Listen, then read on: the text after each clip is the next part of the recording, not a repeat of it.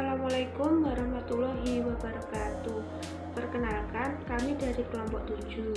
Di sini kami akan membahas tentang perkembangan teori Keynes setelah Keynes. Perkenalkan, nama saya Ella Kristina Novitasari, NPM 1918727203074.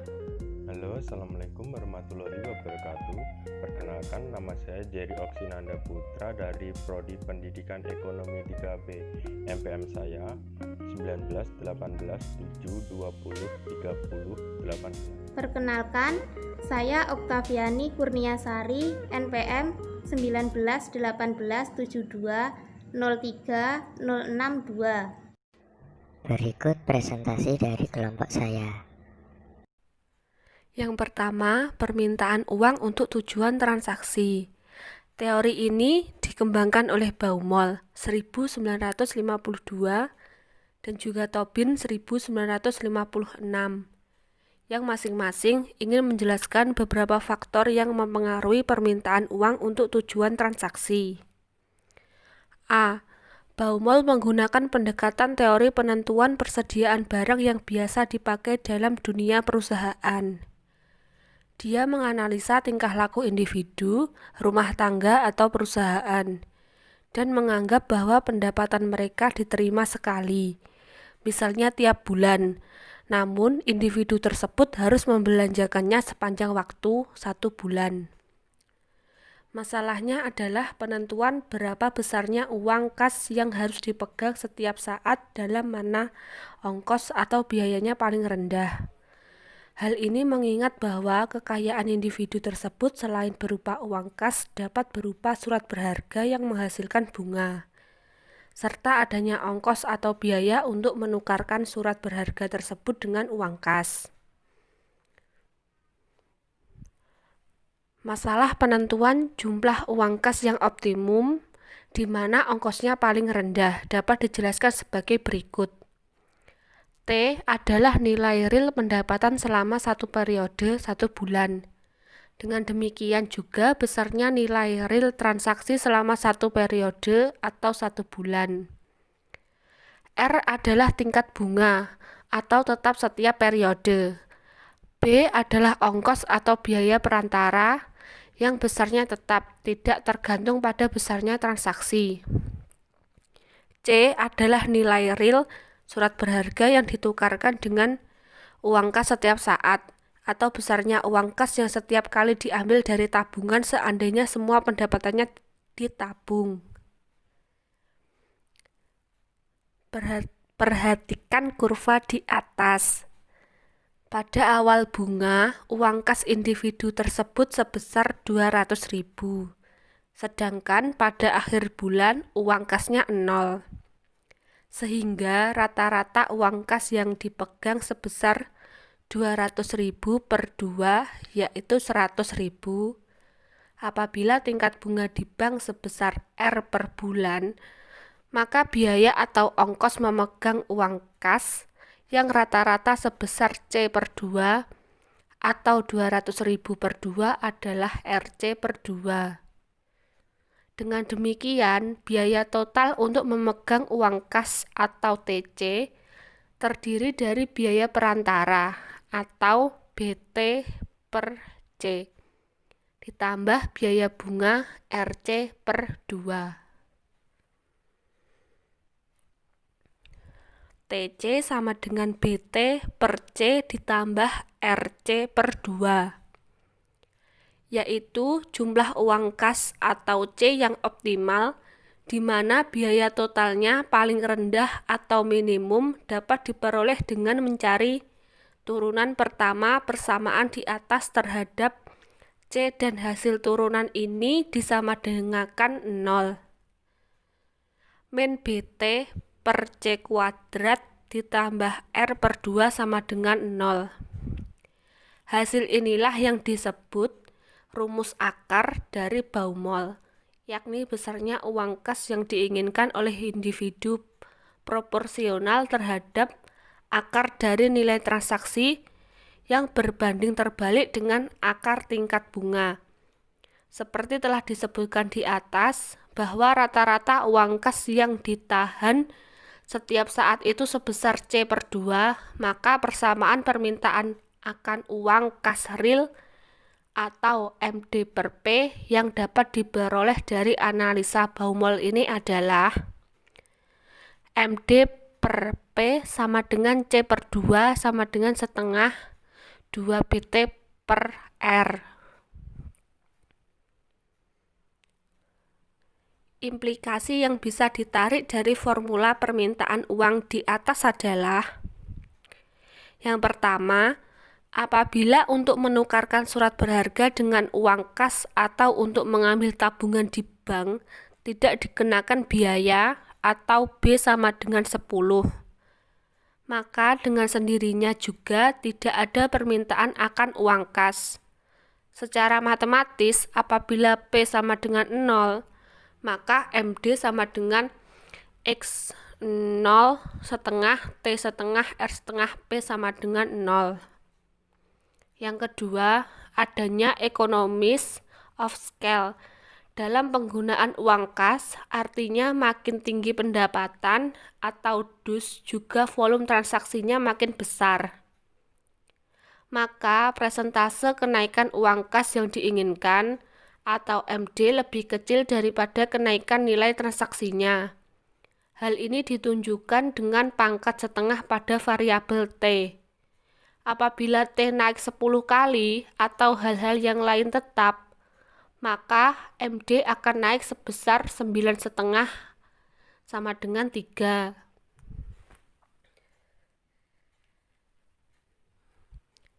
Yang ketiga, permintaan uang kas untuk tujuan transaksi tergantung pula terhadap tingkat bunga serta biaya perantara.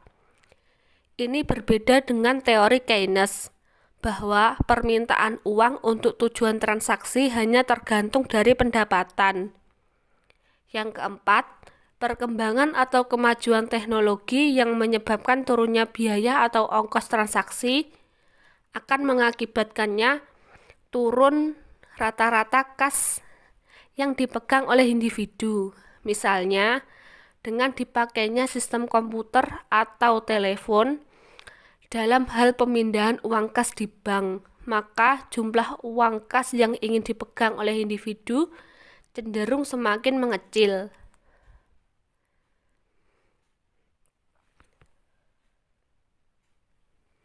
B. Elastisitas permintaan uang kas untuk tujuan transaksi terhadap tingkat bunga.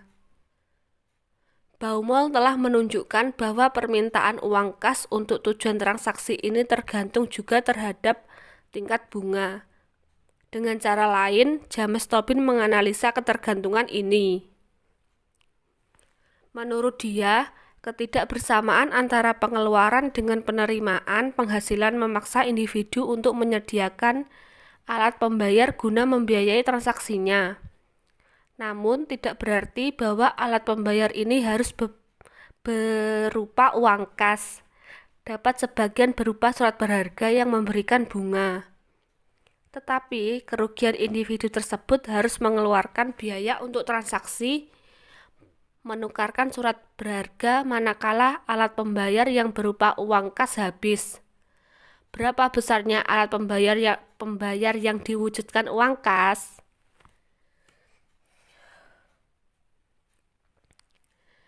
Hal ini tergantung besarnya tingkat bunga surat berharga serta biaya transaksi untuk menukarkan surat berharga tersebut. Apabila tingkat bunga tinggi atau dibanding dengan biaya transaksi, maka individu tersebut akan mengurangi alat pembayaran yang berupa uang kas dan memperbanyak surat berharga. Sebaliknya, apabila tingkat bunga rendah dibanding dengan biaya transaksi, maka individu tersebut akan memperbanyak uang kas. James Tobin menjelaskan hubungan terbalik antara permintaan uang kas untuk transaksi dengan tingkat bunga sebagai berikut.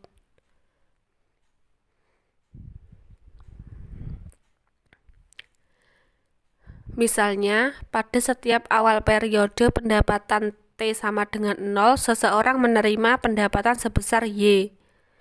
Dia membelanjakan pendapatan ini secara merata selama periode tersebut. Dan pada akhir periode T sama dengan 1, uangnya habis. Nilai total transaksinya T sebesar T sama dengan Y1 min T. Tingkat bunga per periode adalah R. Masalahnya adalah mencari hubungan antara B dan juga C. Dan R dengan anggapan bahwa individu itu akan memilih B atau T yang memberikan pendapatan bunga setelah dikurangi biaya transaksi maksimum. Masalah ini dapat diselesaikan sebagai berikut. A. Untuk sebuah transaksi N serta tingkat bunga tertentu, bagaimana waktu yang optimal atau schedule yang optimal, yakni di mana pendapatan R paling besar untuk waktu yang optimal tersebut berapa nilai B atau C. B. Untuk R tertentu, berapa banyaknya transaksi yang optimal, di mana R maksimum. C. Bagaimana hubungan antara jumlah transaksi yang optimal dengan tingkat bunga R? Penyelesaian masalah A, yakni waktu atau schedule yang optimal dapat dijelaskan sebagai berikut. Misalnya, besarnya ongkos atau biaya perantara tidak tergantung dari jumlah transaksi. Individu paling sedikit melakukan 2 transaksi. Sebab apabila ada satu transaksi dari kas ke surat berharga atau jadi membeli, maka tentu ada transaksi kedua.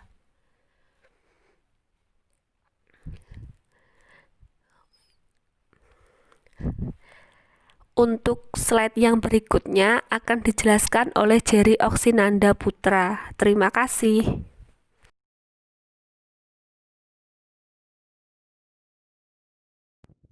Ya, di sini saya akan melanjutkan presentasi dari Mbak Ella Kristina. Dari surat berharga ke atas atau menjual, sebab surat berharga tidak dapat dipakai sebagai alat pembayaran. Oleh karena itu, surat berharga yang dipegang harus ditentukan dengan uang kas. Secara grafis, waktu yang optimal untuk transaksi dapat ditunjukkan sebagai berikut, seperti gambar di kiri. Gambar di samping menunjukkan 2 cara menentukan waktu atau schedule untuk 2 transaksi. Gambar A menunjukkan bahwa individu itu mewujudkan penghasilannya dalam bentuk uang kas tanpa surat berharga sampai waktu T1. Kemudian membeli surat berharga seharga B1 pada waktu T1 dan dipegangnya hingga waktu T2. Dan pada waktu T2 surat berharga tersebut dijual. Pendapatan bunga uang diperoleh ditunjukkan dengan segi 4 bergaris. Cara kedua, gambar B, individu tersebut membeli surat berharga seharga B1 pada waktu penerimaan penghasilan T1 sama dengan 0 dan dipegangnya sampai uang kas yang dipegang habis, yakni pada waktu T2. Total pendapatan bunga ditunjukkan dengan segi 4 bergaris yang lebih besar dari cara pertama, gambar A. Dari perbandingan ini dapat dikemukakan adanya 2 prinsip, yaitu prinsip pertama, pembelian surat berharga sebaiknya dilakukan pada waktu kosong. Makin cepat makin baik. Penundaan pembelian berarti kerugian bunga. 2. Penjualan surat berharga seharusnya dilakukan pada saat uang kas yang dipegangnya habis atau 0. Kedua prinsip ini juga berlaku untuk 3 transaksi. Gambar berikut menjelaskan hal ini. Ya, gambar seperti di kanan ini ya kawan-kawan. 3 transaksi tidak perlu menjual semua surat berharga pada saat yang sama. Sebagian dijual pada waktu T2 dan sebagian pada waktu T3. Secara umum untuk transaksi sebesar N kali, schedule yang optimal adalah pembeli surat berharga pada waktu kosong sebanyak N min 1 Y thread N dan menjual sejumlah atau senilai yang sama, yakni Y atau N pada waktu seperti gambar di kiri ya kawan-kawan. Banyaknya transaksi yang optimal N ditentukan atas dasar perbedaan selisih paling besar antara pendapatan dan ongkos, dengan kata lain N terjadi di mana NR maksimum, yakni perbedaan antara pendapatan RN dengan ongkos paling besar. Secara grafis dapat ditunjukkan sebagai berikut, seperti gambar di samping ya. Rata-rata nilai obligasi yang dipegang mempunyai hubungan positif dengan besarnya N, sedangkan N mempunyai hubungan positif dengan tingkat bunga R. Dengan demikian, rata-rata nilai obligasi yang dipegang mempunyai hubungan positif dengan tingkat bunga. Sebaliknya, jumlah uang kas yang dipegang mempunyai hubungan negatif dengan tingkat bunga. Secara grafis dapat ditunjukkan sebagai berikut, seperti gambar di samping ya kawan-kawan. Dari gambar di samping nampak bahwa makin rendah tingkat bunga R, makin besar rata-rata jumlah kas yang dipegang C. Dan dengan demikian berarti semakin kecil rata-rata nilai obligasi yang dipegang B. Hasil yang ditemukan James Tobin ini sejalan dengan hasil W. Baumol di atas, bahwa permintaan uang untuk tujuan transaksi juga tergantung dipengaruhi oleh tingkat bunga. Sekarang nomor 2, permintaan uang untuk spekulasi. Seperti halnya permintaan uang untuk transaksi, perkembangan selanjutnya teori permintaan uang Keynes adalah permintaan uang spekulasi. Harga obligasi yang tanpa batas waktu adalah seperti gambar di samping. Apabila RE sama dengan R, yakni tingkat bunga yang diharapkan sama dengan tingkat bunga yang berlaku, maka G sama dengan 0. Artinya tidak ada keuntungan atau kerugian, capital gain atau loss. Sebaliknya, tingkat bunga yang berlaku R sebesar 6% dan tingkat bunga yang diharapkan RE turun menjadi 5%. Maka seperti gambar di samping ya. Seperti gambar di samping, pendapatan total dari pemilikan obligasi selama 1 tahun terdiri dari tingkat bunga ditambah keuntungan dari perubahan nilai capital gain. Secara formula dapat dirumuskan sebagai berikut. E sama dengan R plus G sama dengan R plus R per RE kurangi E1. Ternyata Keynes mengandung beberapa permasalahan, diantaranya yaitu implikasi dari analisa ini adalah bahwa individu investor akan memegang uang kas semua atau obligasi semua tanpa adanya kemungkinan diinvestasikannya, yakni sebagai uang kas dan sebagian obligasi. B. Menurut Keynes berharap dari beberapa individu sama, sehingga tidak memungkinkan adanya diversifikasi bentuk kekayaan. Diversifikasi kekayaan akan timbul apabila ada perbedaan dalam harapan di antaranya individu dan investor. C. Analisa Keynes berdasarkan pada anggapan bahwa individu penuh dengan keyakinan sehingga dia tidak memperhatikan risiko yang berhubungan dengan pemilikan bentuk kekayaan. Teori portofolio mulai dengan satu anggapan bahwa seorang individu lebih suka akan pendapatan atau return yang makin tinggi, tetapi sebaliknya tidak suka pada risiko, sering disebut risk averse. Seseorang individu menghadapi 3 alternatif pilihan sebagai berikut. 1. Mendapat tawaran memperoleh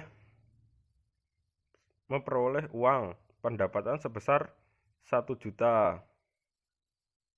Dengan pasti artinya pasti diperoleh. 2. Dengan kemungkinan 50% bagi 50% memperoleh pendapatan 750.000 atau 1.250.000. 3. Dengan 50% kurang 50 dibagi 50% memperoleh pendapatan 250.000 atau 1.750.000.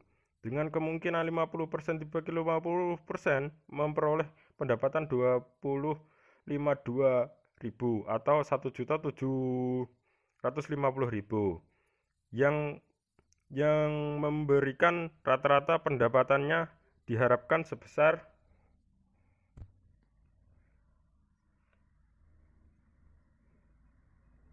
1.001.000. Dengan mengadakan modifikasi pilihan 4 sehingga pendapatan rata-rata yang diharapkan makin besar, cukup guna mengimbangi risiko yang ditanggung, yaitu dengan menaikkan pendapatan yang menanggung risiko yang cukup besar. Dapatlah artinya diperoleh atau dibuat seorang individu itu tidak ada bedanya antara pilihan tertentu dengan risiko tertentu pula. Masalah yang dihadapi individu adalah pemilihan komposisi kekayaan sedemikian rupa sehingga kepuasannya maksimum. Gambar berikut menjelaskan kesimpulan di atas dengan menggunakan kurva individual seorang individu seperti gambar ini ya kawan-kawan. Kurva individual di sini mengajukan beberapa kombinasi antara risiko dengan pendapatan yang diharapkan, di mana tingkat kepuasannya sama. Makin tinggi kurva indifference menunjukkan tingkat kepuasan yang makin besar. 1, 0, 1, 2, 1, 1, 1, 2. Berikut presentasi akan dilanjutkan teman saya. Apabila obligasi yang dipegang diberi simbol H, maka E sama dengan HE sama dengan HR plus G. R sama dengan HO, di mana E sama dengan total pendapatan yang diharapkan, R sama dengan total resiko, O sama dengan suatu ukuran untuk resiko atau standar deviasi, HE sama dengan pendapatan yang diharapkan dikalikan dengan jumlah obligasi yang dipegang sama dengan total pendapatan yang diharapkan. HO sama dengan resiko dikalikan dengan jumlah obligasi dikurangi total resiko. Dari dua persamaan di atas dapat diperoleh persamaan E. Persamaan ini menunjukkan hubungan antara pendapatan dengan resiko yang menggambarkan semacam garis harga atau budget line dalam teori tingkah laku konsumen. Secara garis dapat ditunjukkan sebagai berikut.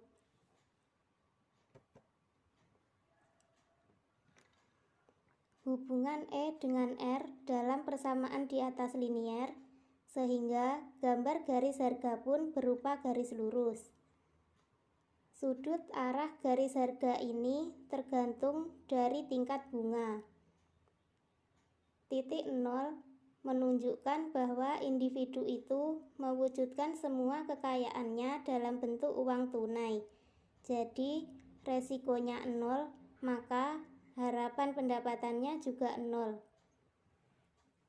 Dengan menggunakan gambar di atas, dapat diselesaikan optimisasi seorang investor. Tujuan yang hendak dicapainya adalah kurva indifference yang tertinggi. Pemilihan yang optimum terletak pada titik singgung antara garis kemungkinan kombinasi pendapatan dan resiko dengan kurva indifference atau titik A. Secara grafis dapat ditunjukkan sebagai berikut. Apabila terjadi perubahan tingkat bunga, maka titik equilibrium atau A tersebut dapat berubah. Grafik di bawah akan menjelaskan perubahan tersebut. Pada tingkat bunga RO, titik equilibrium investor adalah A. Apabila tingkat bunga naik menjadi R1, titik equilibrium investor berubah ke titik B. Pada titik B ini, investor tersebut mempunyai pendapatan yang diharapkan serta resiko yang lebih besar daripada titik A. Pada tingkat bunga R0, tingkat equilibrium investor adalah A. Apabila tingkat bunga naik menjadi R1, titik equilibrium investor berubah ke titik B. Pada titik B ini, investor tersebut mempunyai pendapatan yang diharapkan serta resiko yang lebih besar daripada titik A.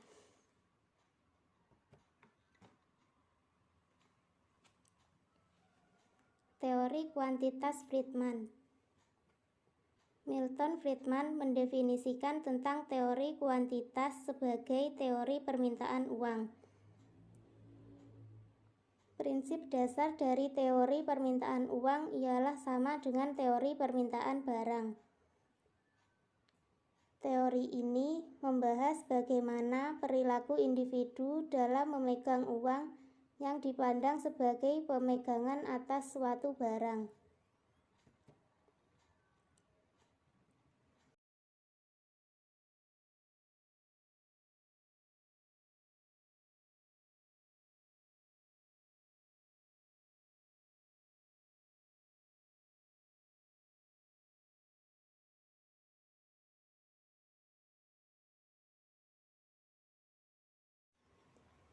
Faktor yang mempengaruhi permintaan terhadap uang kas menurut Friedman. A. Harga dan perolehan dari berbagai bentuk kekayaan. B. Kekayaan total. C. Selera dan preferensi pemilik kekayaan.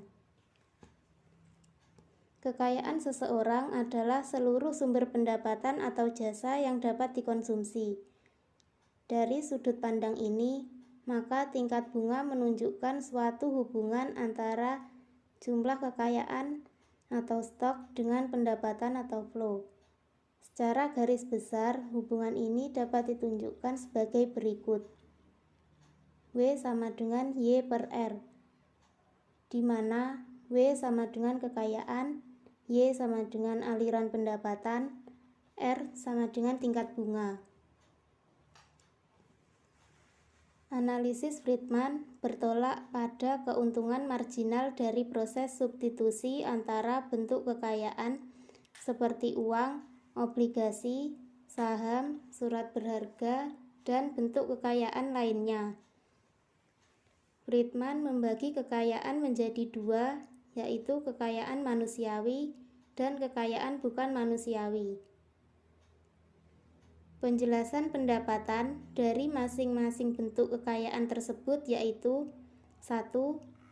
Secara umum, pendapatan real dari memegang uang kas tergantung dari banyaknya barang dan jasa yang dapat dibeli dengan uang tersebut. Makin tinggi harga barang, maka makin rendah pula pendapatan realnya. 2. Pendapatan dari kekayaan yang berbentuk obligasi dari dua bentuk, yaitu A. Kupon, B. Perubahan harga dari obligasi tersebut. Mungkin bisa positif atau negatif. Dikatakan positif apabila terjadi kenaikan harga obligasi.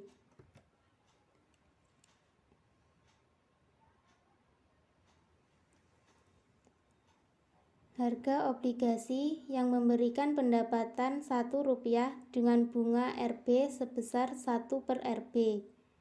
Perubahan harga obligasi dapat dinyatakan sebagai berikut.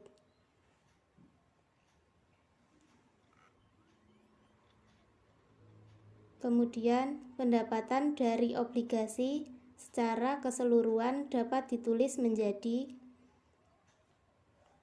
3. Analogi dengan pendapatan dari obligasi, pendapatan real dari kekayaan yang berbentuk saham seharga Rp1 ditulis menjadi 4. Kekayaan yang berbentuk barang fisik atau bukan manusia, pendapatan realnya tergantung pada perubahan harga barang, yakni sebesar 5. Pendapatan yang berbentuk manusia atau skill oleh Friedman diukur menggunakan perbandingan atau rasio antara kekayaan non-human dengan human, yang kemudian dinyatakan dengan W.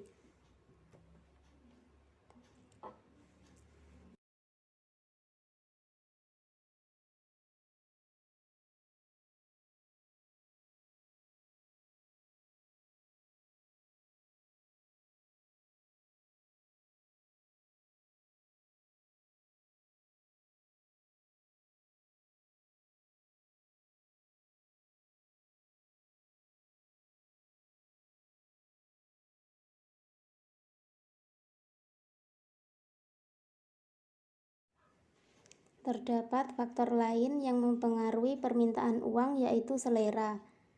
Untuk mencakup faktor yang mempengaruhi selera ini, maka Friedman memakai simbol U.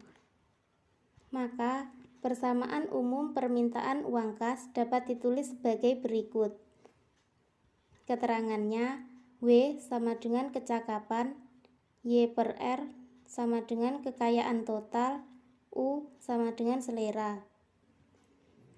Beberapa penyederhanaan dari persamaan di atas, yaitu Rb dan Re dapat digunakan untuk mewakili tingkat bunga umum atau R, sehingga tingkat bunga umum dapat diabaikan dalam perumusan di atas, sehingga rumusnya dapat ditulis sebagai berikut.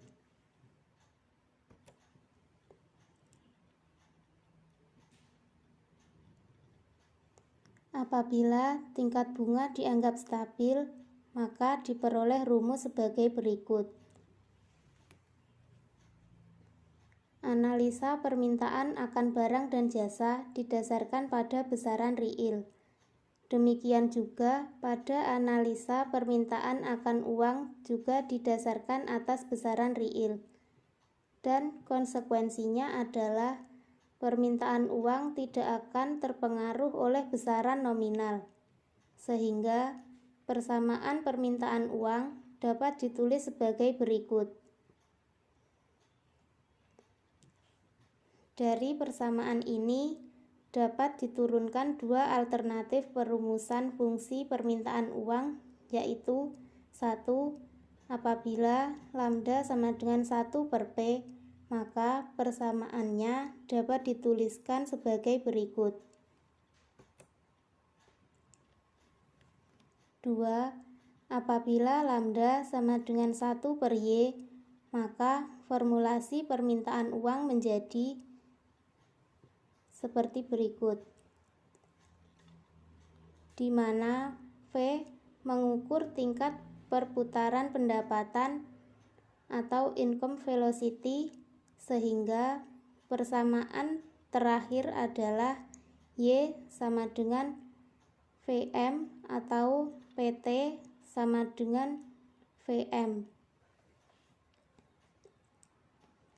Faktor-faktor lain selain pendapatan, harga atau tingkat bunga, dan selera yang mempengaruhi permintaan uang yaitu 1.